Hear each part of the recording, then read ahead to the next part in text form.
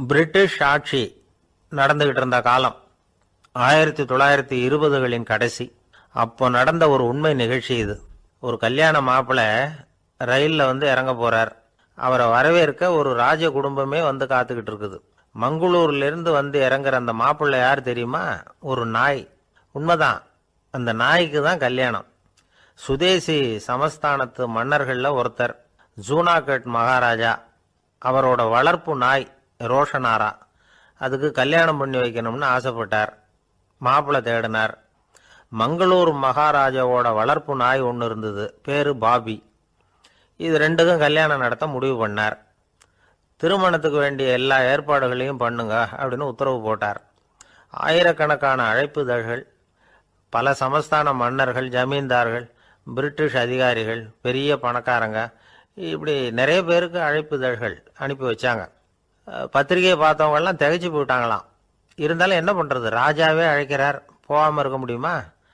அந்த சமயத்தில் நாட்டின் கவர்னர் ஜெனரலாக இருந்தவர் இர்வின் பிரபு. அவருக்கும் ஒரு பத்திரிகை போயிருக்குது. வாங்கி பார்த்ததும் அவருக்கு பயங்கர எரிச்சல். உடனே குப்பை தொட்டியில் போட்டுவிட்டாராம். மாட்சிமை தங்கிய பிரிட்டன் சக்கரவர்த்தியின் பிரதிநிதியான தன்னை கேவலம் ஒரு நாயின் திருமணத்துக்காக அழைக்கிறதா அப்படின்னு அவருக்கு ஆத்திரம். இருந்தாலும் கல்யாணம் பிரமாதமாக நடந்துதான். கல்யாணத்தன்னைக்கு பொண்ணுக்கு ஸ்பெஷல் குளியல், தண்ணீருக்கு பதிலாக வாசனை திரவியங்கள், பன்னீர், குளிச்சதுக்கு அப்புறம் அலங்காரம், வைர மாலை, முத்து மாலை, ஏகப்பட்ட அலங்காரம். மாப்பிள்ளையை அழைக்கிறதுக்கு ரயில்வே ஸ்டேஷனில் ராஜ குடும்பமே காத்துக்கிட்டு இருக்குது. அவங்களோட வளர்ப்பு நாய்கள் 250. அத்தனை நாய்களுக்கும் பட்டு துணி போத்தி இருக்குது. முத்து வடங்கள் அணிவிச்சிருக்கிறாங்க. எல்லாம் ராஜ நாய்கள். அதுகளையும் வீதியில் நடக்க விடலையாம். அதுகளை சுமந்துக்கிட்டு போக அலங்கரிக்கப்பட்ட யானைகள் காத்துக்கிட்டு இருக்குதான். மாப்பிள்ளைக்கு வரவேற்பு எப்படி தெரியுமா? அது நடந்து வர்ற பாதை பூரா ரத்தன கம்பளம் விரிச்சிருக்குது. 2 பக்கமும் ராஜாங்க அதிகாரிகள் கைகட்டி நிற்கிறாங்க. அரசு படை வீரர்கள் அணிவகுப்பு மரியாதை செலுத்துகிறாங்க. அந்த நாய் ராஜ மரியாதையோடு நடந்து வருது. நகையெல்லாம் போட்டுக்கிட்டு வருது. திருமண மண்டபத்துக்கு சேருது. அங்கே கல்யாணம் அமோகமாக நடக்குது. இந்த திருமணத்தை முன்னிட்டு அந்த ஜூனாகட் சமஸ்தானத்துக்கு 3 நாள் விடுமுறை வேற. கல்யாணத்துக்கு வந்திருந்தவங்களுக்கெல்லாம் ஏக தடபுடலாக விருந்து, நாட்டியம் எல்லாம் பிரமாதமாக நடந்துதான். இந்த கல்யாணத்தில் கலந்துக்க வந்திருந்த மற்ற சமஸ்தானத்து மன்னர்கள், திவான்கள், அரச குடும்பத்தினர், இப்படி அவங்க 700 பேராம். அவங்க போகிறதுக்காக விசேஷ ரயில்கள்லாம் வேற விட்டுருக்காங்க. கல்யாணம் முடிஞ்சதும் அந்த நாய் தம்பதிகளோட பெரிய பெரிய மன்னர்கள்லாம் ஒன்றா உட்காந்து சாப்பிட்டாங்களாம். ஏர் கண்டிஷன் அறையில் அந்த தம்பதிகள் கொஞ்ச காலம் வாழ்ந்துருக்கிறாங்க. கொஞ்ச நாளில் மாப்பிள்ளைக்கு மரியாதை குறைய ஆரம்பிச்சுட்டுது. வெளியில் துரத்தி விட்டாங்களாம். அந்த பெண் நாய் மட்டும் ராஜ போகங்களை அனுபவித்து வந்துதான். இந்த கல்யாணத்தை பார்த்துட்டு தொடர்ந்து மற்ற சமஸ்தானத்து மன்னர்களும் நாய் திருமணங்கள் நடத்த ஆரம்பிச்சுட்டாங்களாம். இது உண்மையில் நடந்திருக்குது. இப்படி அது இருக்கட்டும். இப்போ நம்ம கதைக்கு வருவோம். ஒரு ராஜாவுக்கு ரொம்ப நாள் கழித்து ஒரு குழந்தை பிறந்துதான். அரண்மனை ஜோசியரை கூப்பிட்டுருக்கார் ராஜா. ஜோசியரே, என் மகன் வருங்காலத்தில் சிறந்த வாழ் வீரனாக வரணும்னு ஆசைப்படுறேன். வருவானாங்கிறத கொஞ்சம் பார்த்து சொல்லுங்களேன் அப்படின்னாராம். ஜோசியர் சொன்னார், மன்னா, உங்கள் புள்ள வாழ் வீரனாக வர்றது கஷ்டம். ஆனால் அவரும் உங்களை மாதிரியே நாய்க்குட்டிகள் பேரில் பிரியமாக இருப்பார். அதுகளுக்கு கல்யாணமும் பண்ணி வைப்பார் அப்படின்னாராம். அது எப்படி கண்டுபிடிச்சிங்க அப்படின்னு கேட்டிருக்கார் ராஜா. அரசே, உங்கள் பிள்ளைக்கு வாழ் மேலே உள்ள பிரியத்தை காட்டிலும் நாய் மேலே உள்ள பிரியம் அதிகம்ங்கிறதுக்கான அறிகுறி இப்போவே தெரியுது. நல்லா கவனித்து பாருங்க. அவர் வாழ்னு கத்துறாரு அப்படின்னாரு. கவனித்து பார்த்துட்டு அப்படி எனக்கு காதில் விழலையே அப்படின்னாராம் மன்னர். அதனால தான் சொன்னேன், அவர் கத்துறது வாழ்னு கத்தலை, வள்ளுன்னு கத்திக்கிட்டு இருக்கார். அதனால தான் அப்படி சொன்னேன் அப்படின்னாராம் அரண்மனை ஜோசியர். உங்கள் பையன் எப்படி சார் இருக்கான் அப்படின்னு விசாரித்தார் ஒருத்தர். அவன் என்ன சார், எதை சொன்னாலும் காதில் வாங்க மாட்டேங்கிறான், அவன் பாட்டுக்கு போகிறான் வர்றான் அப்படின்னு சொல்லி அழுத்துக்கிட்டார் அப்பா. பெரியவங்க சொல்கிறத சின்ன பிள்ளைங்க கேட்கறது இல்லைங்கிறது ஒரு குறை. பெரியவங்க சொல்கிறது சின்ன பிள்ளைங்க காதலையே விழறது இல்லைங்கிறது ஒரு குறை. இது கொஞ்சம் சீரியஸான விஷயம், கவனித்து பார்க்கணும். ஒரு குழந்தைக்கு காது சரியாக கேட்குதா இல்லையா அப்படிங்கிறத நாம தான் கவனித்து பார்த்து கண்டுபிடிக்கணும். அதுவாக நம்மக்கிட்ட தவழ்ந்து அப்பா எனக்கு காது கேட்கல, அழைச்சிட்டு போங்க டாக்டர்கிட்ட அப்படின்னுலாம் சொல்லிகிட்டு இருக்காது. அது சரி, ஒரு குழந்தைக்கு காது சரிவர கேட்குதா இல்லையா அப்படிங்கிறத முன்கூட்டியே நாம் தெரிஞ்சுக்கிறது எப்படி? அதுக்கு சில வழி இருக்குது. உங்கள் குழந்தைய கொஞ்சம் அப்படி கவனித்து பாருங்கள். அடிக்கடி ஜலதோஷம், காதில் அரிப்பு ஏற்படுதா, மூக்கு விரிவாகவும் அப்புறம் டான்சில், அடினாய்டு, சத அழற்சி இது மாதிரி ஏதாவது இருக்கா, வாயிலிருந்து எச்சில் ஒழுகுதா, குழந்தை வாயினால் சுவாசிக்குதா, பற்கள் முன்னாடி தள்ளி வளருதா, இதெல்லாம் அதுக்கு அறிகுறி. அப்புறம் இந்த வி, பி, டிஎஃப், டிஹெச் இப்படி இந்த ஒலிகள் சேர்ந்த வார்த்தைகளை குழந்தை சரியாக புரிஞ்சுக்காது. இப்போ உதாரணத்துக்கு பட்டுன்னு சொல்லு குழந்தை அப்படின்னீங்கன்னா அது கட்டுன்னு சொல்லும். அதாவது பட்டு சவுண்டை அதால் புரிஞ்சிக்க முடியல.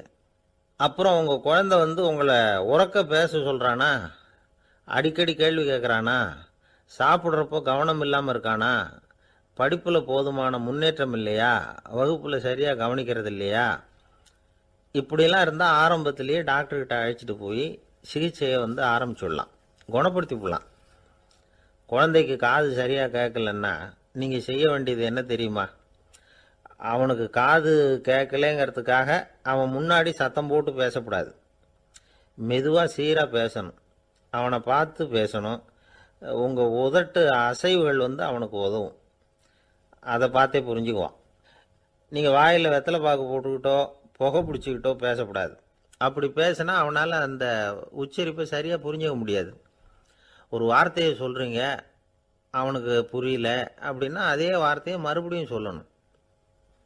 அவனுக்கு நீங்கள் முதல்ல சொன்ன வார்த்தை புரியலேன்னு நினச்சிக்கிட்டு மறுபடியும் திருப்பி சொல்கிறப்போ அதே அர்த்தம் வரக்கூடிய வேற வார்த்தையை சொல்லக்கூடாது.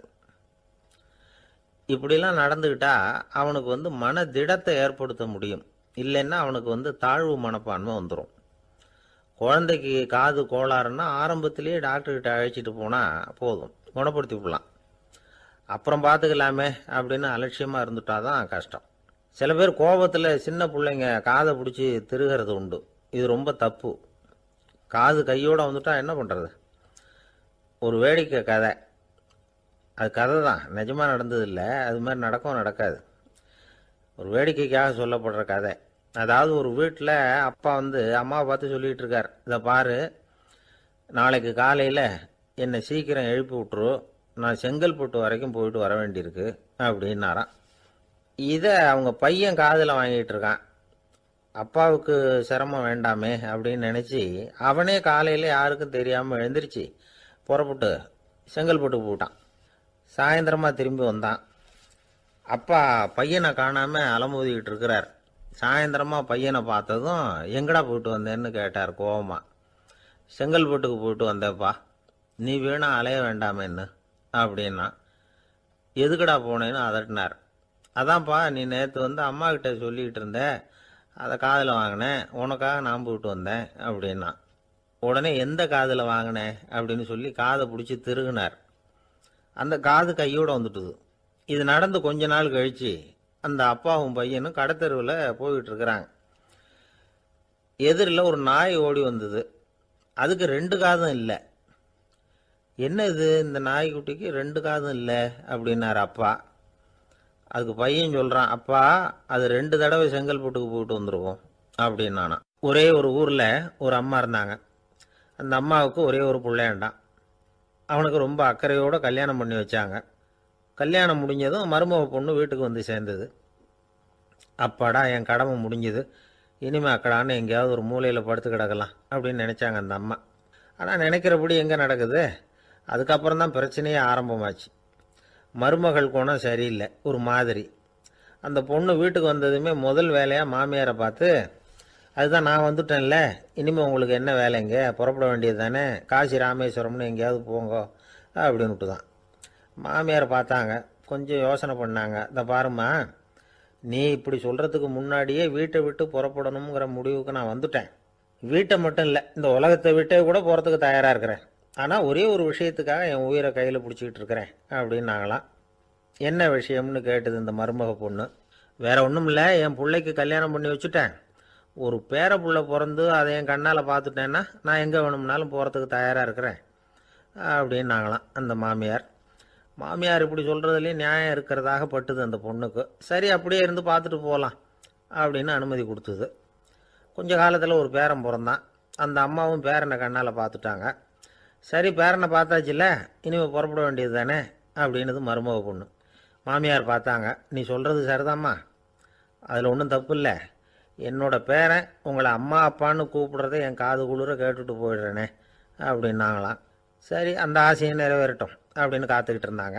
பேரன் வளர்ந்தான், நடந்தான், பள்ளிக்கூடம் போனால் பெரியவனானான்.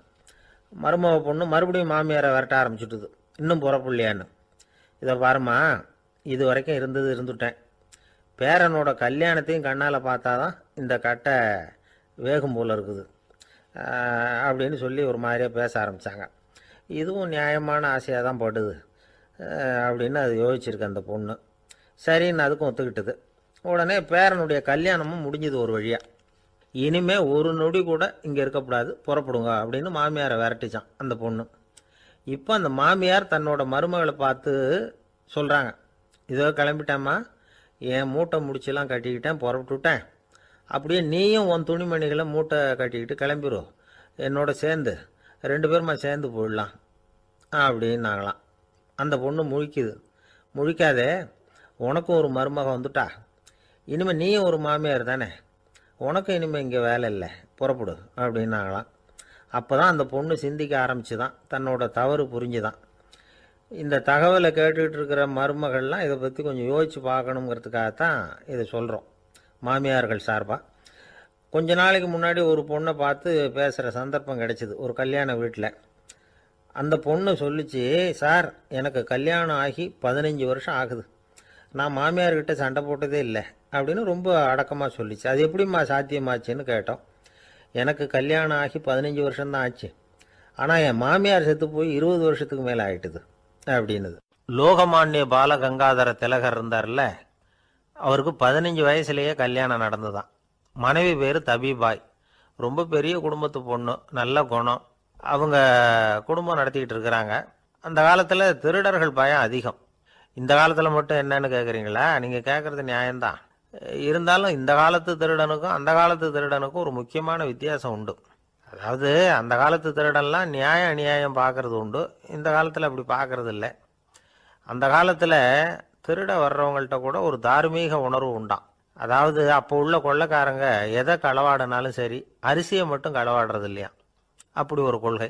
அதனால பாருங்க, அந்த காலத்து பெண்கள் நகை நட்டுகளை பத்திரமா வைக்கணும்னா பெட்டியில் வைக்கிறது இல்லை, அரிசி பானையில் போட்டு வச்சு விடுறது.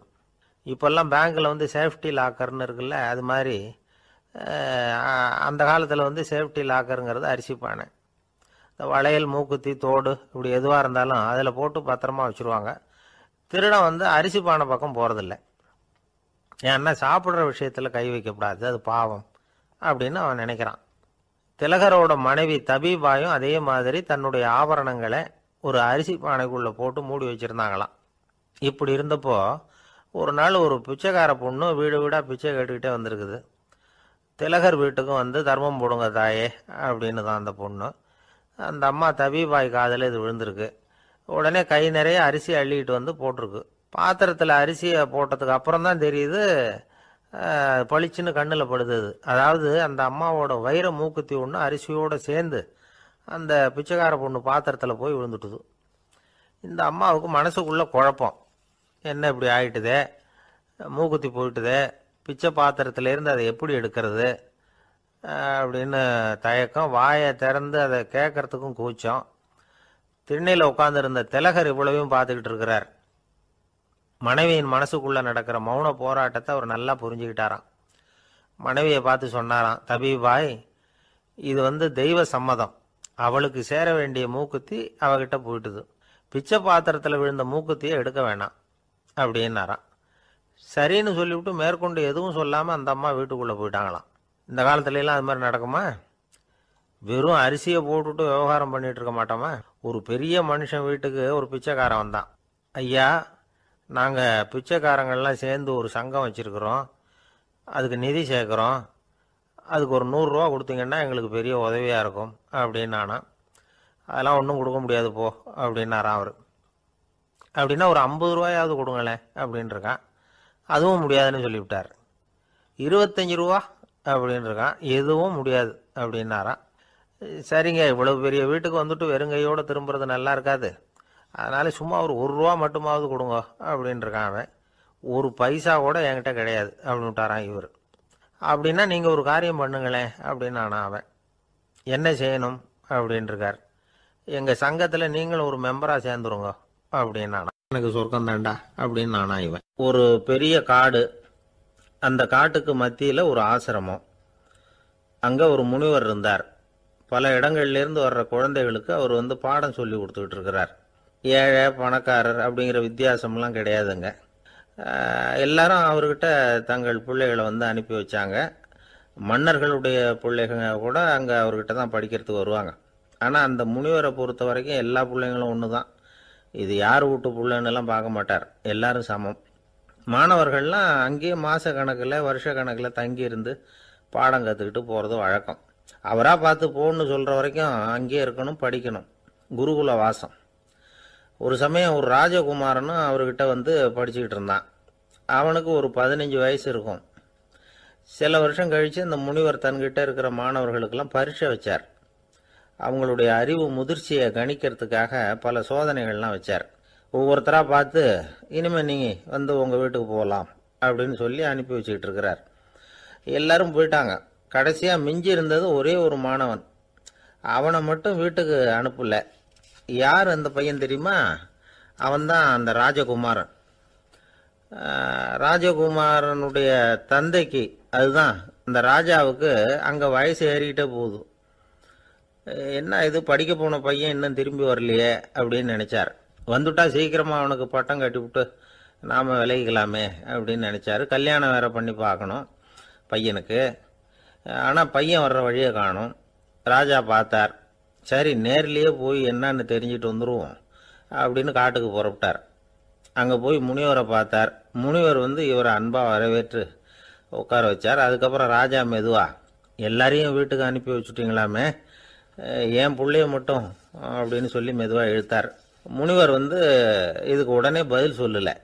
ராஜாவை கூப்பிட்டுட்டு போய் விருந்தினர் குடிசையில் தங்க வச்சார். அதுக்கப்புறம் சொன்னார், உங்கள் மகன் எல்லா பாடங்கள்லையும் முதல் இடம் வாங்கியிருக்கான். இப்படி முதலாவதாக வர்ற மாணவனுக்கு நாங்கள் இன்னொரு தேர்வு வைக்கிறது வழக்கம். அதுலேயும் அவன் முதலாவதாக வந்துட்டான்னா அவன் ஒரு பெரிய வித்வான் அப்படிங்கிற கௌரவத்தை அடைஞ்சிருவான் அப்படின்னார். அதாவது முனிவர் அப்படி சொல்கிறார். அப்படி சொல்லிவிட்டு போயிட்டார் அவர். ராஜா அங்கேயே தங்கிட்டார். ராத்திரி படுத்து தூங்கினார். காலையில் எழுந்திரிச்சு அந்த குடிசைக்கு வெளியில் வந்தார் பல்லு விளக்கிறதுக்காக.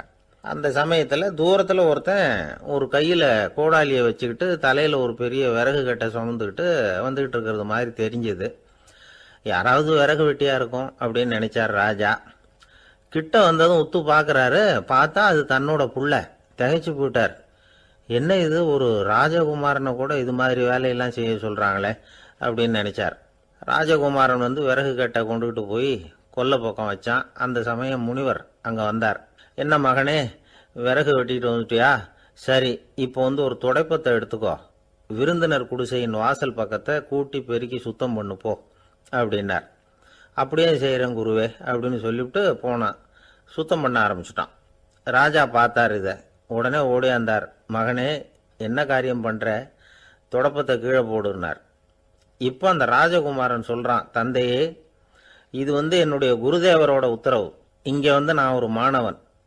இங்கே அரசனும் ஒன்று தான், ஆண்டியும் ஒன்று தான். குருதேவர் சொல்கிறத மறுக்காமல் செய்கிறது தான் எங்கள் கடமை அப்படின்னா. இந்த சமயம் முனிவர் அங்கே வந்தார். இவனை முதுகில் தட்டி கொடுத்தார். அப்புறம் ராஜா கிட்ட சொன்னார், அரசே, உங்கள் புள்ள எங்கள் கடைசி தேர்வுலையும் வெற்றி பெற்றுட்டான். பணிவு தான் மாணவர்களின் மிக உயர்ந்த குணம். குருநாதர் சொல்றது மனசுக்கு பிடிக்கலன்னா கூட மறுக்காம செய்யணும். அப்படி செய்யறதுனால எதை செய்யலாம் எதை செய்யக்கூடாது அப்படிங்கிற விவேகம் அவங்களுக்கு வந்துடும். செய்யக்கூடாததை கூட பெரியவங்க சொல்லிவிட்டா செஞ்சுதான் ஆகணும் அப்படிங்கிற பணிவு அவங்களுக்கு வந்துடும். இந்த குணம் வந்துட்டுதுன்னா அவங்க எத்தனை கடினமான வேலையா இருந்தா கூட ரொம்ப சுலபமா செஞ்சு முடிச்சிருவாங்க. தூக்கத்திலேயும் அப்புறம் துக்கத்திலேயும் தோண்டு போட மாட்டாங்க. இந்த பணிவும் விவேகமும் அவங்க கிட்ட மன உறுதியை ஏற்படுத்தும். அந்த உறுதி உங்க பையனுக்கு வந்தாச்சு. இனிமே அவனை நீங்க அழைச்சிட்டு போகலாம். அவன் நிச்சயமா பேரும் புகழும் பெறுவான் அப்படின்னார். ராஜா அவரை பார்த்து, குருதேவா புரிஞ்சுக்கிட்டேன், என்னை மன்னிக்கணும் அப்படின்னாரு. அதுக்கப்புறம் மகனை அழைச்சிக்கிட்டு நாட்டுக்கு திரும்பி வந்துட்டார். இந்த கதையை இன்று ஒரு தகவலில் சொல்லுங்க சார், உங்கள் நிகழ்ச்சியில் சொல்லுங்க சார் அப்படின்னு சொல்லி மாணவர்கள் கேட்டால், பணிவாக இருக்கிறது எப்படி அப்படிங்கிறத புரிஞ்சுக்குவாங்க அப்படின்னு சொன்னார் ஒருத்தர். சரி சொல்லுவோம், அதுக்கு முன்னாடி நேர்லேயே ஒரு பையன்கிட்ட சொல்லி பார்க்கலாமே அப்படின்னு தோணுச்சு. உடனே ஒரு பையனை கூப்பிட்டோம். ஏன்பா உங்கள் வாத்தியார் உனக்கு இது மாதிரி ஒரு பரீட்சை வச்சா என்ன பண்ணுவேன் அப்படின்னு கேட்டோம். நானும் அப்படி தான் சார் நடந்துக்குவேன், விறகு வெட்டுவேன், தொடப்பத்தினால கூட்டி சுத்தம் பண்ணுவேன், உடனே செஞ்சு முடிச்சிருவேன் சார் அப்படின்னா. பலே பரவாயில்லையே அப்படின்னோம். ஆமாம் சார், அப்படி செஞ்சாதானே வீட்டுக்கு அனுப்புவார், இல்லைன்னா இன்னொரு வருஷம் இங்கேயே இருந்து படின்னு சொல்லி விடுவாரே, அதனால் அப்படி செய்வேன் அப்படிங்கிறான் அந்த பையன். இந்த உலகத்தில் உண்மையாகவே வேதாந்தம் பேசுகிறவங்களும் உண்டு, உள்ளுக்குள்ளே வேற மாதிரி இருந்துக்கிட்டு வெளியில் வேதாந்தம் பேசுகிறவங்களும் உண்டு. ஒரு ஆள் இருந்தார், அவரு ஒரு கடை வச்சு வியாபாரம் பண்ணிக்கிட்டு இருந்தார். மகா கஞ்சன், யாருக்கும் எந்த உதவியும் செய்ய மாட்டார். எச்சில் கையென்ன ஈர கையை கூட உதற மாட்டார், அப்படிப்பட்ட மனுஷன். அந்த ஊருக்கு ஒரு முனிவர் வந்துக்கிட்டு இருந்தார். வருஷத்துக்கு ஒரு தடவை வருவார், ஒரு நாள் 2 நாள் இருப்பார், அப்புறம் போயிடுவார். அந்த முனிவர் வர்றப்போலாம் இந்த ஆள் எழுந்திரிச்சு ஓடி போய் அவரை வரவேற்பான். ரொம்ப பெரிய வேதாந்தி மாதிரி அவர்கிட்ட பேசிக்கிட்டு இருப்பான். காயமே இது பொய், வெறும் காற்றடைத்த பையும்மா, தர்மம் தலைகாக்கும்மா. பணம் என்ன சார் பணம், இன்னைக்கு ஒருத்தன் கையில் இருக்கும், நாளைக்கு ஒருத்தன் கையில் இருக்கும், எல்லாம் மாயம். எனக்கு தான் இன்னமும் இந்த சம்சார பந்தத்திலிருந்து விடுபடுறதுக்கு நேரம் வரலேம்மா. அந்த முனிவரும் இந்த ஆள் இப்படி சொல்கிறத கேட்ட உடனே, ஏப்பா அப்படி சொல்கிற, இப்போ கூட நீ சரின்னு சொல்லு, உனக்கு தீட்சை கொடுத்து இதிலிருந்து விடுபடுற ஞானத்தை போதிக்கிறேன் பார். உடனே அந்த ஆள் என்ன சொல்லுவான் தெரியுமா? ஐயோ சாமி, இப்போ அது எப்படிங்க முடியும், பிள்ளைங்கள்லாம் சின்ன சிறுசுங்க, அதுகளுக்கெல்லாம் ஒரு கல்யாணம் காட்சின்னு செஞ்சு கடமையை முடிச்சுட்டா நீங்கள் சொல்கிறபடி செஞ்சு விடலாமா. சரி, இன்னும் முனிவர் போயிடுவார். அடுத்த வருஷம் வருவார், இவன் வழக்கம் போல் வேதாந்தம் பேசுவான்.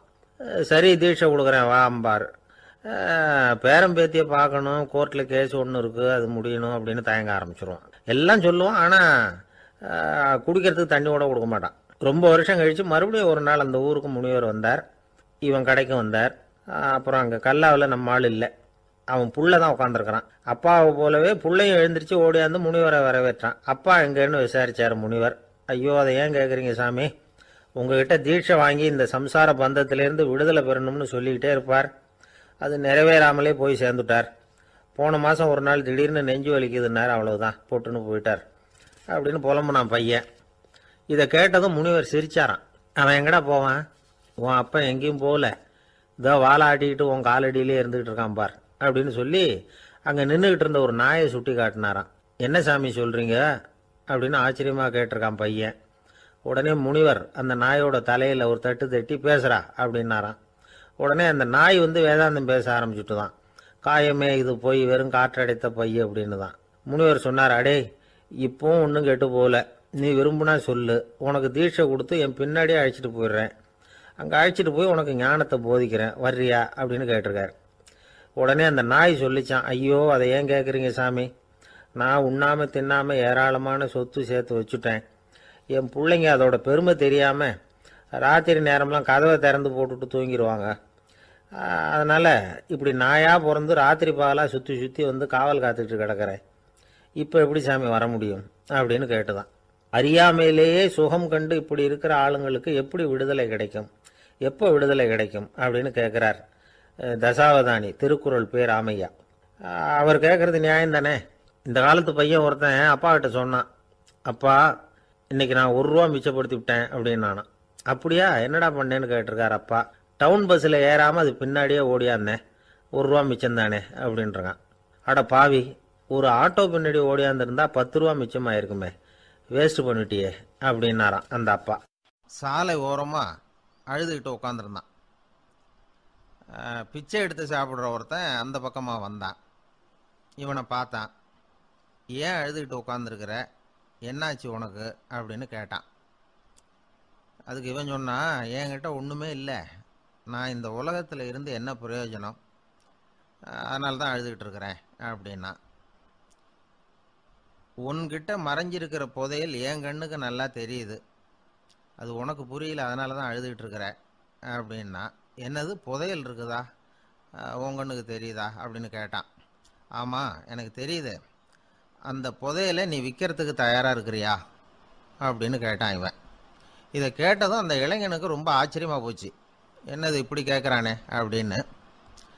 என்கிட்ட ஒரு காசு கூட இல்லையே, அப்படி இருக்கிறப்போ புதையல் எங்கேருந்து வந்தது அப்படின்னா. இந்த நேரத்தில் அந்த பிச்சைக்காரன் சிரித்தான்.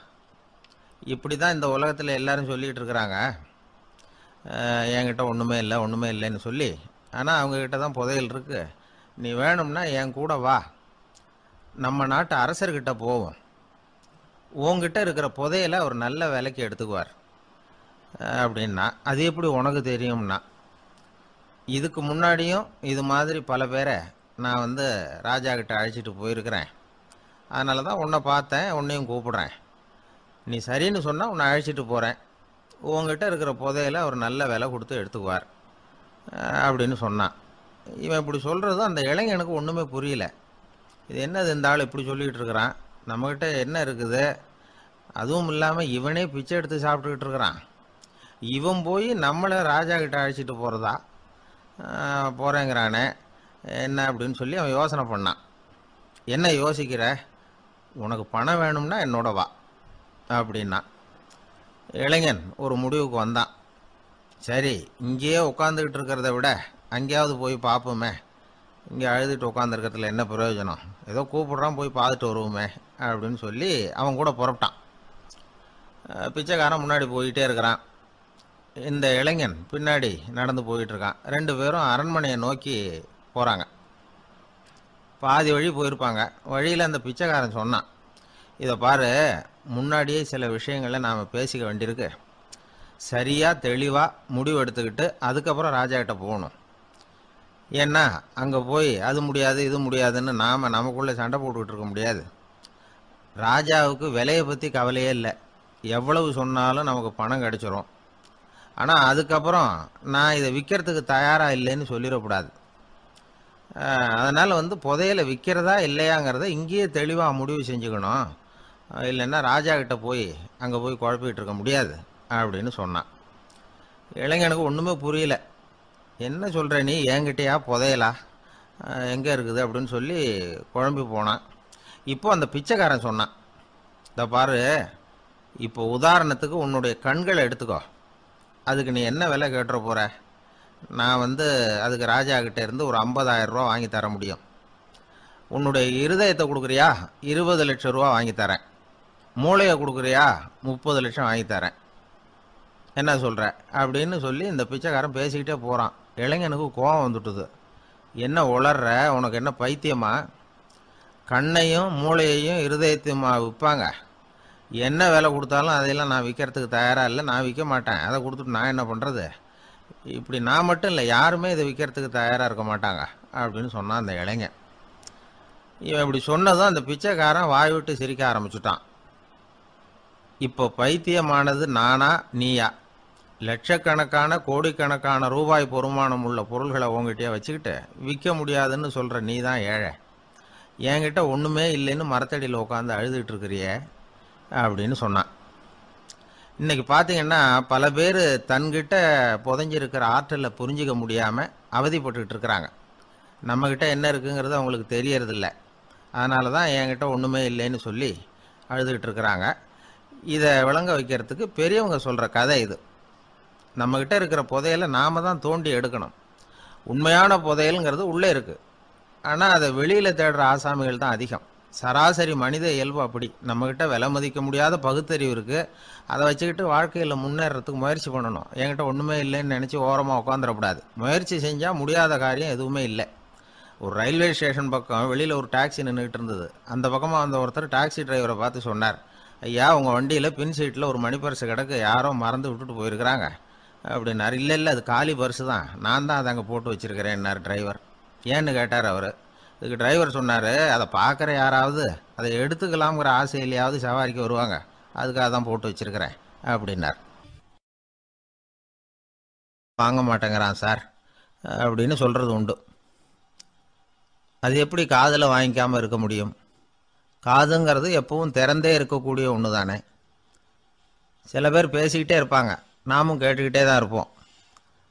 அவர் என்ன சொன்னார் திருப்பி சொல்லு அப்படின்னு சொன்னால் சொல்ல தெரியாது. காது சரியாக கேட்டாலும் நாம் பேசுகிறத மற்றவங்க சரியாக கேட்குறாங்களா அப்படிங்கிறது சந்தேகம்தான். இந்த சந்தர்ப்பத்தில் ஒரு உண்மையை நாம் புரிஞ்சுக்கணும். அதாவது என்னென்னா, கேட்பதுங்கிறது வேற, கவனிக்கிறதுங்கிறது வேற. அதாவது கேட்கறதுன்னா அது ஹியரிங், கவனிக்கிறது அப்படின்னா அது லிசனிங். கேட்கறதுங்கிறது தன்னிச்சையாக நடக்கக்கூடிய ஒரு செயல். இப்போ ஒரு சாலையில் நடந்து போயிட்டுருக்குறோம், எவ்வளவோ சத்தம் நம்ம காதில் விழுந்துக்கிட்டு இருக்கு. கார் போகிற சத்தம் கேட்குது, பறவை ஒரு மரத்துலேருந்து கத்துது, அந்த சத்தம் கேட்குது. இப்படி நிறைய காதில் விழுந்துக்கிட்டு இருக்கு. ஆனால் கவனிக்கிறதுங்கிறது எப்படின்னா, நம்ம முழு மனசை செலுத்தி உன்னிப்பாக கேட்கறது. எத்தனையோ சத்தத்துக்கு நடுவில் தன்னுடைய குழந்தை அழற சத்தத்தை தாய் தெரிஞ்சுக்க முடியுது இல்லையா, அது மாதிரி. விவரம் தெரிஞ்சவங்கலாம் என்ன சொல்கிறாங்கன்னா, கவனித்தல் அதாவது லிசனிங் அப்படிங்கிற செயலில் 3 அம்சங்கள் இருக்கிறதாக சொல்கிறாங்க. அது என்ன 3 அம்சங்கள் அப்படின்னா, முதல்ல காதால் கேட்கறது, இது முதல் அம்சம். ரெண்டாவது என்னன்னா கேட்டதை புரிஞ்சுக்கிறது. மூணாவது என்னன்னா என்ன புரிஞ்சுக்கிட்டோங்கிறத தெரிவிக்கிறது, ஃபீட்பேக் அப்படின்னு சொல்கிறோமே அது. ஒரு ஆசிரியர் வகுப்பில் பாடம் நடத்திக்கிட்டு இருக்கிறார். வெறுமனே கேட்குற குழந்தை ஒரு காதால் வாங்கி இன்னொரு காதால் விட்டுடும். அதாவது கேட்குற குழந்தை அப்படி செய்யும். ஆனால் கவனிக்கிற குழந்தை கேட்டதை புரிஞ்சுக்கும். என்ன புரிஞ்சுக்கிட்டேன்னு கேட்டால் பதில் சொல்லும். இதுதான் கேட்கறதுக்கும் கவனிக்கிறதுக்கும் உள்ள வித்தியாசம். ஒரு புள்ளி விவர கணக்கு என்ன சொல்லுது தெரியுமா? ஒரு மனிதன் எழுதுறது மூலமாக 6% அறிவை பெருக்கிக்கிறானா, எழுதுறது மூலமாக.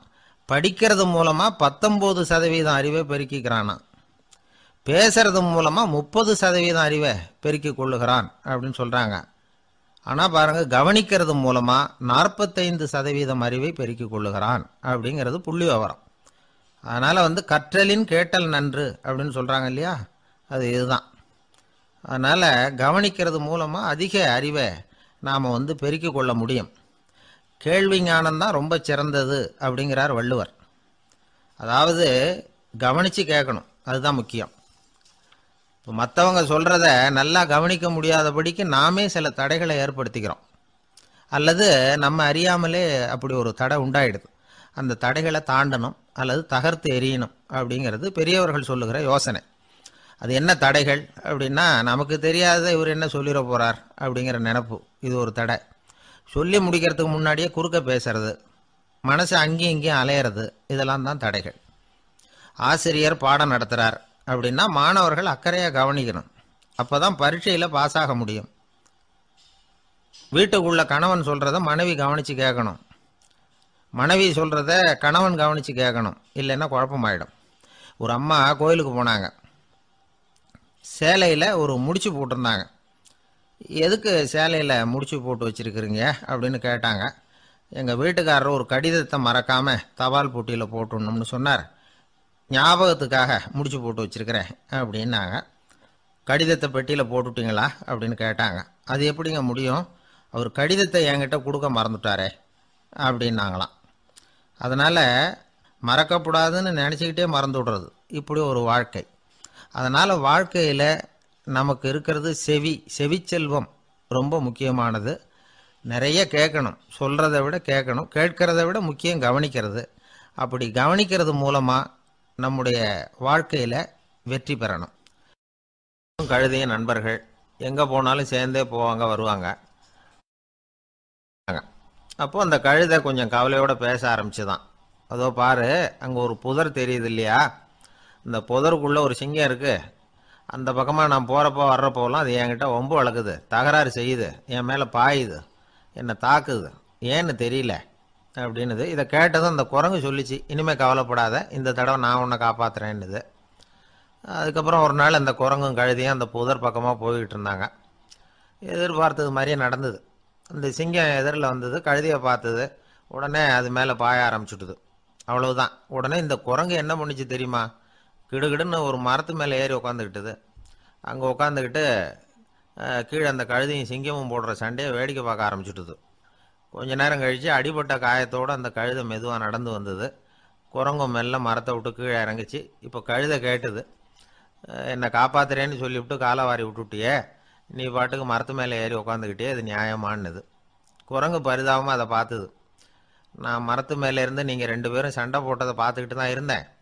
உன்னோட சத்தம் தான் அதிகமாக இருந்தது, அது நீ சிரிக்கிற மாதிரி எனக்கு கேட்டுது. அதனால் நீ தான் ஜெயிச்சுக்கிட்டு இருக்க போல இருக்கு அப்படின்னு நினச்சிவிட்டேன்னுது. இன்றைக்கி பல பேர் இப்படி தான் இருக்கிறாங்களாம். யார் ஜெயிக்கிறாங்க யார் தோக்குறாங்கங்கிறத முகத்தை பார்த்து கூட கண்டுபிடிக்க முடியறதில்ல. பேசுகிற பேச்சை வச்சு கூட கண்டுபிடிக்க முடியறதில்ல. தோற்கிறவங்க கூட சிரிக்கிற மாதிரி முகத்தை வச்சுக்கிறான்.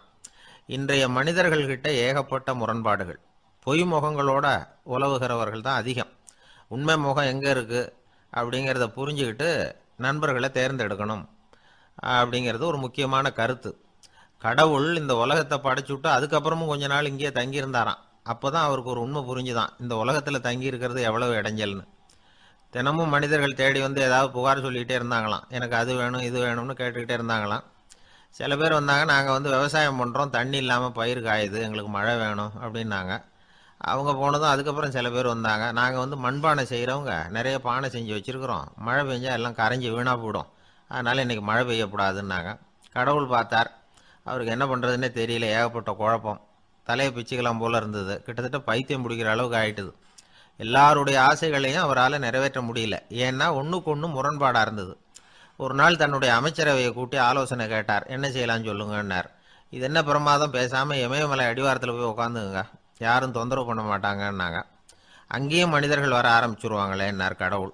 சரி அப்படின்னா சந்திரனில் போயிருந்துக்கலாமேன்னாங்க. அங்கேயும் மனுஷன் குடி வர போகிறான் அப்படின்னார் கடவுள். வெகு தூரத்துக்கு அப்பால் உள்ள நட்சத்திர மண்டலத்துக்கு போயிடலான்னாங்க. இதெல்லாம் நிரந்தர தீர்வாகாது, நிரந்தரமாக இந்த மனிதனுடைய தொல்லையிலேருந்து நான் விடுபடணும், அதுக்கு ஏதாவது வழி சொல்லுங்கன்னார் கடவுள். ஒரு வயசான ஆள் வந்தார். கடவுளுக்கு காதோட காதாக ஒரு வழியை சொன்னார். கடவுளுக்கு முகம் மலர்ந்தது. அதுதான் சரி, அப்படியே செஞ்சுடலான்னார். அந்த ஆள் சொன்ன ரகசியம் என்ன தெரியுமா? மனிதனால் அடைய முடியாத ஒரு இடம் இருக்குது, அது வேற எங்கேயும் இல்லை, அவனுக்கு உள்ளே இருக்குது, அங்கே போய் மறைஞ்சிங்க, அதுக்கப்புறம் மனிதர்களால் உங்களுக்கு தொந்தரவு இருக்காதுன்னார். மனிதன் நினைக்காத இடம் அதுதான். அதாவது உள்ளுக்குள்ளே இருக்கிற உண்மையை புரிஞ்சிக்காம வெளியில் எங்கேயோ அது இருக்கிறதாக நினச்சி வரட்டிக்கிட்டு அலையிறான் மனுஷன். உள்ளே இருக்கிற உண்மை புரிஞ்சா நாம் தன்னம்பிக்கையோட தலை நிமிர்ந்து வாழலாம். வேடிக்கையாக ஒரு கதை சொல்லுவாங்க. இதை பாருங்கள், நம்ம பையன் எங்கே பணம் வச்சாலும் எடுத்து விடுறான், என்ன பண்ணுறதுன்னாங்க அம்மா. அப்பா கொஞ்சம் நேரம் யோசனை பண்ணார். அதுக்கப்புறம் சொன்னார், அவன் கண்ணில் படாத இடமா நம்ம வீட்டில் இருக்கிறது ஒரே இடம் தான், அங்கே பணத்தை வை திருட்டு போகாதுன்னார். அது எந்த இடம்னு கேட்டாங்க. அதுதான் அவன் பாட புஸ்தகம், அதில் வச்சிரு, அவன் தொடவே மாட்டான், பாட புத்தகத்தை தொடாமல் பரீட்சையில் வெற்றி பெற முடியாது அப்படிங்கிறத புரிஞ்சுக்கணும். உள்ளே இருக்கிற உண்மையை தொடாமல் வாழ்க்கையில் வெற்றி பெற முடியாது. அதனால் உண்மையை புரிஞ்சுக்கிட்டா வாழ்க்கையில் வெற்றி நிச்சயம். ஒரு நண்பர்கிட்ட பேசிக்கிட்டு இருந்தேன். அவருடைய உறவினர் ஒருத்தர் ஒரு நேர்முக தேர்வுக்கு போயிருந்தாராம், இன்டர்வியூவுக்கு. ரொம்பவும் பொறுப்பாகவும் கவனமாகவும் செயல்பட வேண்டிய பதவிக்கான நேர்காணல் அது.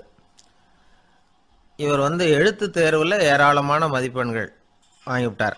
அதனால் அதை பற்றி கவலை இல்லை. இப்போ நேர்முக தேர்வில் தேர்வு பெறணும். ஏராளமான சான்றிதழ்கள் வச்சிருந்தார். நேர்காணலில் கேட்கப்பட்ட எல்லா கேள்விகளுக்கும் சரியான பதிலை தான் சொன்னார். இருந்தாலும் பாருங்கள், அந்த நேர்முக தேர்வில் அவர் தேர்ந்தெடுக்கப்படலை.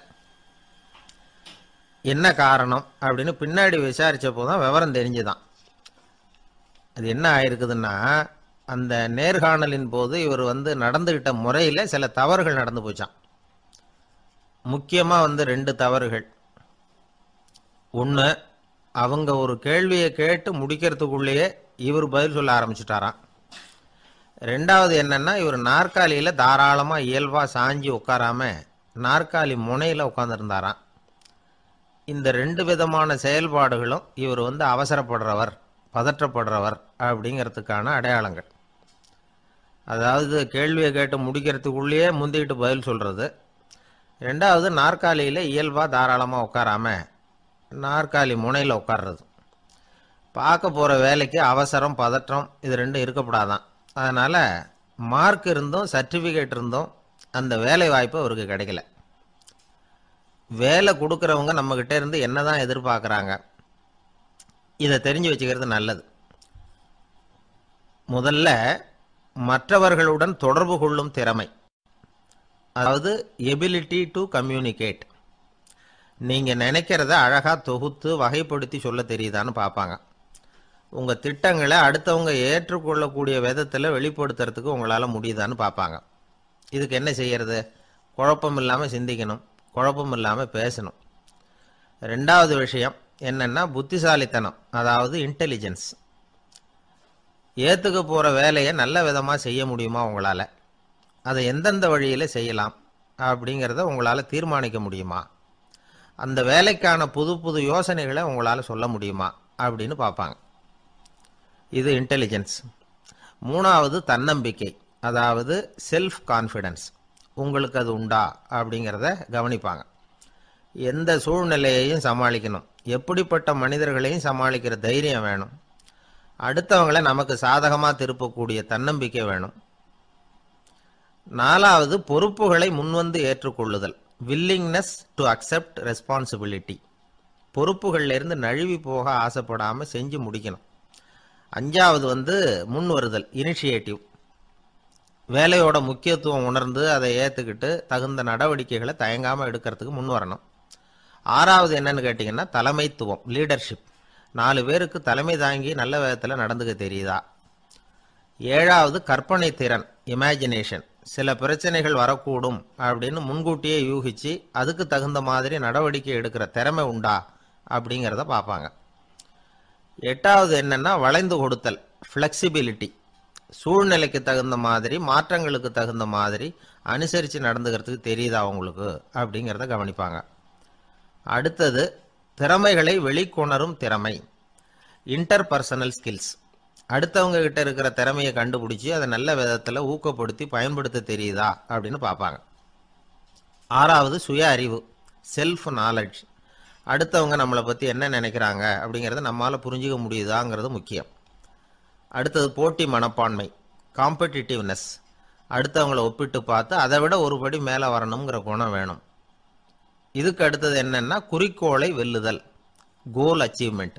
குறிக்கோளை சவாலாக எடுத்துக்கிட்டு அதை அடையணும். அப்புறம் வேறுபட்ட திறமைகள், ஒகேஷனல் ஸ்கில்ஸ். பதவிக்கு வேண்டிய திறமைகள் தவிர மற்ற திறமைகள் எதுவும் உண்டாங்கிறது முக்கியம். நமக்கு வேலை கொடுக்கணும்னு நினைக்கிறவங்க நம்மக்கிட்ட இருந்து இவ்வளவும் எதிர்பார்ப்பாங்க. அதுக்கு தகுந்த மாதிரி நம்மளை நாமே தயார்படுத்திக்கணும். ஆனாலும் நான் உங்ககிட்ட சொல்கிறதுக்கு ஒரு முக்கியமான செய்தி இருக்குது, அதை நான் உங்ககிட்ட ஒப்படைக்கணும்னு நினைக்கிறேன். அது என்னோட அப்பா அவருடைய கடைசி காலத்தில் என்கிட்ட ஒப்படைச்சிட்டு போன செய்தி. வாழ்க்கையில் அது எனக்கு ரொம்ப உபயோகப்பட்ட ஒரு கருத்து. எங்கள் அப்பா என்கிட்ட கொடுத்த ஒரு பொக்கிஷம் அது. அதை இப்போ நான் உன்கிட்ட கொடுத்துட்டு போகிறேன். இப்போ உனக்கு இது புரியாது, ஏன்னா இன்னும் நீ பெரிய மனுஷன் ஆகலை. அதனால் இப்போ நான் உங்ககிட்ட கொடுக்கறத நீ பத்திரமா வச்சிரு. பிற்காலத்தில் அது உனக்கு உபயோகப்படும். இது ஒரு திறவுகோல் மாதிரி, பெரிய பெரிய பொக்கிஷங்களின் கதவுகளை இது திறந்து விடும் அப்படின்னு சொல்லி விஷயத்தை சொன்னார். மகனுக்கு அந்த விஷயம் அப்போ புரியல. அதனால பிற்காலத்தில் அதுதான் அவருடைய வாழ்க்கையை மாற்றி அமைச்சுதான். சரி, அப்பா சொன்ன அப்பேற்பட்ட செய்தி என்ன? அது ஒன்றும் பெரிய விஷயம் இல்லை, எளிமையான ஒரு கருத்து தான். அவர் என்ன கருத்து சொன்னார்னா, மகனே, யாராவது உன்னை மனம் நோகும்படி செஞ்சுட்டா அதை பற்றி 24 மணி நேரத்துக்கு தியானம் பண்ண போகிறதாகவும் அதுக்கு பிறகு பதில் சொல்கிறதாகவும் சொல்லிவிடு, அவ்வளோதான் அப்படின்னாராம். அதாவது யாராவது நம்மளை திட்டுனா உடனடியாக பதில் சொல்லக்கூடாது. இதை பற்றி யோசிக்கிறேன், இதுக்கு நாளைக்கு பதில் சொல்கிறேன் அப்படின்னு சொல்லிவிடணும், அவ்வளோதான். இதுதான் அந்த அப்பா சொன்ன கருத்து. சின்ன வயசில் இது என்ன பேர்பட்ட ஒரு பெரிய ரகசியமா, இது ஒரு பெரிய விஷயமா அப்படின்னு தான் தோணும். அந்த பையனுக்கும் அப்படி தான் தோணிச்சான். ஆனாலும் அப்பா சொன்ன அந்த கடைசி வாசகம் அது அப்படிங்கிறதுனால அதை அப்படியே மனசில் பதிய வச்சுருந்தார். அந்த இளைஞர் ஒரு பெரியவர் ஆனார் ஒரு காலத்தில். அவரை ஒருத்தர் ஒரு கட்டத்தில் அவமானப்படுத்தி விட்டாராம். உடனே அவர் சொன்னார், ஐயா, இதை பற்றி நான் 24 மணி நேரம் தியானிக்கணும், அப்படித்தான் எங்கள் அப்பா எனக்கு சொல்லி கொடுத்துருக்காரு. அவர் இப்போ இல்லை, அவர் பேச்சுக்கு மதிப்பு கொடுக்க வேண்டியது என்னுடைய கடமை. அதனால் தயவு பண்ணி மன்னிச்சுக்குங்க, 24 மணி நேரம் பொறுத்து திரும்பி உங்களுக்கு பதில் சொல்கிறேன் அப்படின்னாராம். அவர் தியானம் பண்ணார். அதுக்கப்புறம் அவருக்குள்ள ஒரு சின்ன தெளிவு ஏற்பட்டு போச்சான். அதாவது சில நேரங்களில் அவமதிப்பு கூட சரிதான்னு கூட அவருக்கு தோணிச்சான். அதாவது அவன் அப்படி பேசுனதில் ஒன்றும் தப்பு இல்லையே, நாமளும் அப்படிதானே நடந்துக்கிட்டோம் அப்படிங்கிறதெல்லாம் அவருக்கு தெரிஞ்சு போச்சு. மறுநாள் அந்த ஆளுகிட்ட போனார். ஐயா நன்றி, நீங்கள் சொன்னது சரிதான், அது ஒரு அவமதிப்பு இல்லை, உண்மையான பேச்சு தான். நீங்கள் என்ன முட்டாள்னு சொன்னீங்க, யோசிச்சு பார்க்குறப்போ அது சரிதான்னு எனக்கும் தோணுது, நான் அப்படி தான் இருக்கிறேன் அப்படின்னாராம். சில சமயம் இது மாதிரி யோசிக்கிறப்போ அந்த அவமதிப்பே ஒரு பொய் அப்படின்னு புரியும். அதுவே பொய்ங்கிறப்போ அதுக்காக நாம் எதுக்கு மனம் புண்படணும் அப்படின்னு நினைப்பார். அது மட்டும் இல்லை, அது ஒரு பொய்ன்னு சொல்கிறதுக்கு கூட அந்த ஆள்கிட்ட போக மாட்டார். பொய்ன்னா அது பொய் தானே, அதுக்காக ஏன் கவலைப்படணும். கவனிக்கிறது மூலமாகவும் தியானிக்கிறது மூலமாகவும் மெல்ல மெல்ல அவர் மற்றவர்களின் செயல்களை விடவும் தன்னுடைய எதிர்வினைகளின் மீது தான் அளவு கடந்த விழிப்புணர்வு கொண்டவராக மாறினார் அப்படிங்கிறார் ஒரு பெரிய ஞானி. தியானம்ங்கிறது ஒரு எளிமையான புரிந்து கொள்ளல் மட்டும்தாங்கிறார் அவர். மௌனமா உட்கார்ந்துருக்கிறது இல்லை தியானம், மந்திரத்தை ஓதிக்கொண்டிருப்பதில்லை தியானம், மனதின் நுண்ணிய வேலைத்தனங்களை புரிந்து கொள்வதுதான் தியானம் அப்படிங்கிறார். அப்படி புரிஞ்சுக்கிறப்போ நமக்குள்ள ஒரு மாபெரும் விழிப்புணர்வு பிறகுது. அது மனசுலேருந்து பிறக்கிறது இல்லை, ஆன்மாவிலிருந்து பேரறிவிலிருந்து பிறகுது. இதுதான் பெரியவர்கள் சொல்லியிருக்கிற முக்கிய கருத்து. இந்த காலத்திலே ஒரு அப்பா இருந்தார். கடைசி காலத்தில் மகனை கூப்பிட்டார். மகனே, உனக்காக நான் விட்டுட்டு போகிறது இந்த பெட்டி தான், இது எங்கள் அப்பா என்கிட்ட ஒப்படைச்சிட்டு போனது, இதை உன்கிட்ட நான் ஒப்படைச்சிட்டு போகிறேன். நான் இந்த உலகத்தை விட்டு போனதுக்கு அப்புறம் நீ இதை திறந்து பார், இந்த அதுக்கான திறவுகோல் அப்படின்னு கொடுத்துட்டு கண்ணை மூடிட்டாரான். கொஞ்ச நாள் கழித்து பொட்டியை திறந்து பார்த்துருக்கிறார். பொட்டியில் இருந்தது என்ன தெரியுமா? நம்ம குடும்பத்துக்காக தாத்தா காலத்திலிருந்து யார் யாருக்கிட்ட எவ்வளவு கடன் வாங்கியிருக்கிறோம் அப்படிங்கிற விவரப்பட்டியல் அதுக்குள்ளே இருந்துதான். நம்ம உடம்புல ரத்த அழுத்தம் இருக்குதே, அது நல்லதா கெடுதலா? உடனே அது கெடுதல்னு தான் சொல்லுவோம். ஆனால் உண்மை அது இல்லை. இயற்கையாக உள்ள ரத்த அழுத்தம் நம்ம உடம்புக்கு தேவையான ஒன்று. அந்த அழுத்தம் அதிகமாக போனால் தான் கெடுதல். அதை தான் நாம் பிபின்னு சொல்கிறோம். ஆனால் அது உண்மையிலேயே உயர் ரத்த அழுத்தம், ஹைப்பர் டென்ஷன். இதயம்ங்கிறது ஓயாமல் வேலை செஞ்சுக்கிட்டு இருக்கிற ஒரு பம்பு. இதயம் சுருங்கி ரத்தத்தை பம்பு செய்கிறப்போ ரத்த அழுத்தம் கூடுதலாக இருக்கும். இதுக்கு பேர் சிஸ்டாலிக் பிளட் ப்ரெஷர் அப்படின்னு பேர். இதயம் விரிந்த நிலைக்கு திரும்புகிறப்போ ரத்த அழுத்தமும் குறையுது. இதுக்கு பேர் டயஸ்டாலிக் பிளட் ப்ரெஷர் அப்படின்னு பேர். இப்படி இது மாறி மாறி இருக்கும். இந்த பிபி 140 90 இப்படின்லாம் சொல்கிறாங்கல்ல, இதுதான். சீராக இருக்க வேண்டிய ரத்த அழுத்தம் ஒரு அளவுக்கு மேலே அதிகரிச்சுட்டா ஆபத்து ஆரம்பம்னு அர்த்தம். சரி, இந்த உயர் ரத்த அழுத்தம் உண்டாகிறதுக்கு என்ன காரணம்? இதனால தான் இது வருதுன்னு ஒரு காரணத்தை குறிப்பிட்டு சொல்ல முடியாது. ஆனால் வம்சாவளி காரணம், ரொம்ப டென்ஷனான சூழ்நிலையில் வேலை செய்கிறது, உடம்பு குண்டாக இருக்கிறது, இதெல்லாம் இந்த ஹை பிபிக்கு துணை செய்யுது. அப்படி தான் எடுத்துக்க வேண்டியிருக்குது. இது கிருமியினால் ஏற்படுற வியாதி இல்லை, உடம்புல ஏற்படுற ஒரு பழுது, அவ்வளவுதான். 40 வயசுக்கு மேலே தான் பொதுவாக இது பாதிக்கும். அதெல்லாம் சரி, ஒருத்தருக்கு உயர் ரத்த அழுத்தம் இருக்குது, அதை கட்டுப்படுத்துறதுக்கு வழி ஏதாவது உண்டா அப்படின்னா உண்டு. மருந்து கொடுத்தும் சரி பண்ணலாம். மருந்து இல்லாத சிகிச்சை முறைகளும் இருக்குது. இப்போ மருந்து சாப்பிட்றதுன்னா டாக்டர்கிட்ட போயிடலாம். அதுக்கு இப்போ சுமாராக 30 விதமான மருந்துகள் இருக்குதான். மருந்தோட உடல் கட்டுப்பாடும் மனக்கட்டுப்பாடும் சேர்ந்ததுன்னா ரொம்ப விசேஷம். அது இருக்கட்டும், மருந்து இல்லாமல் நாம் செய்ய வேண்டியது என்ன, அதை தெரிஞ்சுக்குவோம். முதல்ல சீரான உடற்பயிற்சி, வாக்கிங் ரொம்ப நல்லது. மனசை அமைதிப்படுத்துறதுக்கு யோகாசனம், ஆழ்நிலை தியானம், இது மாதிரியான பயிற்சிகள் நல்லது. ஒரு காலத்தில் யோகாசனம் பண்ணுங்க தியானம் பண்ணுங்கன்னு சொன்னால் ஒரு மாதிரியாக பார்த்தாங்க. இப்போ மருத்துவ நிபுணர்களே அதெல்லாம் ரொம்ப அவசியம்தான் அப்படின்னு சொல்கிறாங்க. இன்னொரு அதிசய சிகிச்சை முறை இப்போ வழக்கத்துக்கு வந்திருக்குது, பயோ ஃபீட்பேக் அப்படின்னு பேர். மூளையின் அழுத்த அலைகளை பதிவு பண்ணி அதை மறுபடியும் உடம்புக்குள்ளே செலுத்தி இந்த ரத்த அழுத்தத்தை சீராக்கி போடுறாங்க. சில பேருக்கு இந்த ஹை பிபி பார்டர் லைனில் இருக்கும். அவங்களுக்கெல்லாம் மருந்துகள் அவசியம் இல்லை, வாழ்க்கை முறையில் சில மாற்றங்களை பண்ணிக்கிட்டாவே போதும். பிஹேவியரல் மாடிஃபிகேஷன்ஸ்னு சொல்கிறாங்க.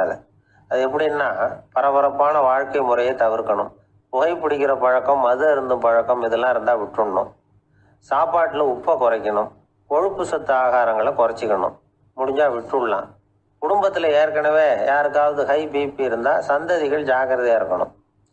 நடுத்தர வயசை அடைஞ்சவங்க அப்பப்போ அந்த பிபி செக் பண்ணிக்கிறது நல்லது.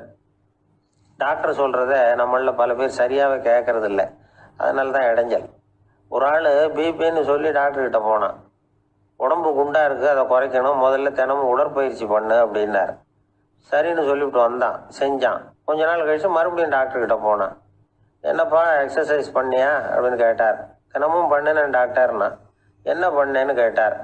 முன்னெல்லாம் சிகரெட்டை வந்து கடையில் வாங்குவேன், இப்போ நான் அப்படி வாங்குறத விட்டுட்டேன், தினமும் நானே என் கையாலேயே உருட்டி தயார் பண்ணுறேன் டாக்டர், இது ஒரு எக்ஸசைஸ் தானே அப்படின்னு. ஒரு ஊரில் ஒரு மன்னர் இருந்தார். அந்த ஊரில் அடிக்கடி சேவல் சண்டை நடக்கிறது வழக்கம். அரண்மனையில் ஒரு ஆள் இருந்தான். மன்னருக்காக அவன் ஒரு சேவல் வாங்கிட்டு வந்தான். சண்டை போடுறதுக்காக அந்த சேவலை தயார் பண்ணிகிட்டு இருந்தான். கொஞ்ச நாள் ஆச்சு. மன்னர் அந்த ஆளை கூப்பிட்டார். என்னப்பா சேவல் தயாராகிட்டுதா அப்படின்னு கேட்டார். இன்னும் அது தயாராகல மன்னா, இன்னும் வளரல, அதுக்கான தகுதி இன்னும் அதுக்கு வரல அப்படின்னா. எதனால் அப்படி சொல்கிறேன்னாரு. கோபம் ரொம்ப கடுமையாக இருக்குது அப்படின்னா. சரி அப்படின்னு விட்டுட்டார். மறுபடியும் கொஞ்ச நாள் ஆச்சு. இப்போ எப்படி நிலைமை, சேவல் தயாரா அப்படின்னார். இன்னும் இல்லை அரசே, மற்ற சேவல் எங்கேயாவது கூவுற சத்தம் கேட்டால் உடனே இது பரபரப்பாயிடுது, பக்கத்தில் ஒரு சேவலின் நிழலை கண்டா கூட இது பரபரப்பாயிடுது அப்படின்னா. சரி இன்னும் கொஞ்ச நாள் ஆகட்டும்னு விட்டுட்டார். கொஞ்ச நாள் ஆச்சு. இப்போ மறுபடியும் விசாரித்தார். இன்னும் நம்ம சேவலுக்கு அந்த தகுதி வரலமன்னா, போராட்ட உணர்வு அதுக்கு இன்னும் இருந்துக்கிட்டு தான் இருக்குது, உள்ளே மெதுவாக தான் எரிய ஆரம்பிச்சிருக்குது போராட்ட உணர்வு, அப்படி இருக்கக்கூடாது, அது பற்றி எரிய வேண்டாமா அப்படின்னா. இன்னும் கொஞ்ச நாள் ஆச்சு. இப்போ எப்படின்னு கேட்டார். இப்போ அவன் சொன்னான், மன்னா கிட்டத்தட்ட அது போருக்கு தயாராகிட்டுது அப்படின்னு நினைக்கிறேன்னா. எதனால் அப்படி சொல்கிற அப்படின்னு கேட்டார்.